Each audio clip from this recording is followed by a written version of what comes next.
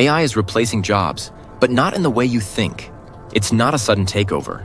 It's a slow shift already happening inside workplaces, and most people haven't realized it yet.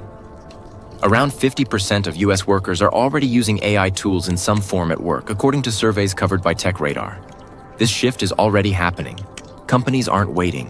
Nearly 40% plus of businesses have already integrated AI into operations, changing how work gets done across industries faster than most people expected. At the same time, fear is rising.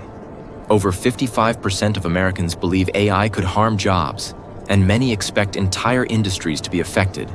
But here's the reality. Only about 15 to 20% of jobs face high automation risk in the short term.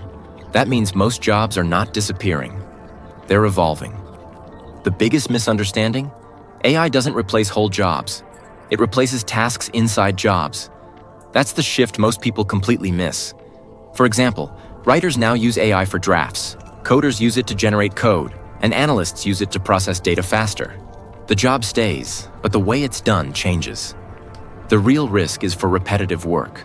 Roles like data entry, basic admin, and routine content tasks are the most exposed because they follow predictable patterns AI can automate. There are already early signs. AI has been cited in layoffs across some sectors, and entry-level opportunities in certain roles have dropped by around 10 to 13% in AI-exposed fields. But it's not just loss. AI is also creating demand for new skills and roles. Companies now need people who can work with AI, not compete against it.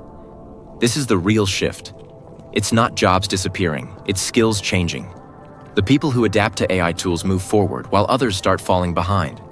So AI won't replace you completely, but someone using AI might. And that's what makes this shift one of the biggest changes in the future of work.